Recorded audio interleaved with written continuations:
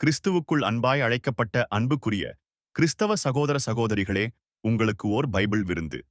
தேவன் நம்மை மற்ற ஜனங்கள் மத்தியில் இருந்து நம்மை வேறுபடுத்தி காட்டும் நம்முடைய பரிசுத்த வேதாகமம் நம் அனைவரின் கரங்களிலும் கொடுக்கப்பட்டிருக்கிறது. சாலமோன் ஞானி சொல்வதைப் போல கட்டளையே விளக்கு, வேதமே வெளிச்சம். ஆனால் இந்த வெளிச்சத்திற்கு சவாலாக நம்முடைய கரங்களில் கொடுக்கப்பட்ட இந்த பரிசுத்த வேதாகமத்தில் அநேகம் பேருக்கு படிக்கும்போது புரிவதில்லை. எனவே நம்முடைய கரங்களில் உள்ள இந்த வேதாகமத்தில் நாம் படிக்க நினைக்கும் அனைத்து காரியங்களும் நாம் வேதத்தை எடுத்து படிக்கும்போது நமக்கு புரிகிறதா என்று பார்த்தால் இல்லை. உலகில் உள்ள அனைத்து மொழிகளிலும் மொழிபெயர்க்கப்பட்டு சாதனை படைத்தது நம்முடைய பரிசுத்த வேதாகமமே.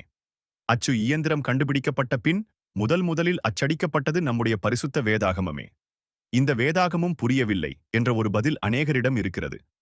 உதாரணமாக வெளிப்படுத்தின விசேஷம் 12ஆம் அதிகாரத்தில் ஒரு ஸ்திரீ சூரியனை அணிந்திருந்ததாகவும், அதே ஸ்திரீ நிலவுக்கு மேலே நிற்பதாகவும், வயிற்றில் குழந்தையோடு இருப்பதாகவும், அந்த குழந்தையை பட்சித்து போடுவதற்கு ஒரு வலு சர்ப்பம் காத்திருப்பதாகவும் குறிப்பிடப்பட்டுள்ளது.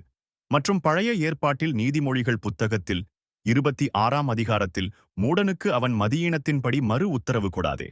அடுத்த வசனமே, அதே மூடனுக்கு அவன் மதியீனத்தின்படி மறு உத்தரவு கொடு. இந்த வசனங்களில் ஒரே விஷயம் எதிராக சொல்லப்படுவது ஏன்? நம்முடைய கைகளில் இருக்கும் வேதத்தை நம்மால் ஏன் புரிந்து கொள்ள முடியவில்லை?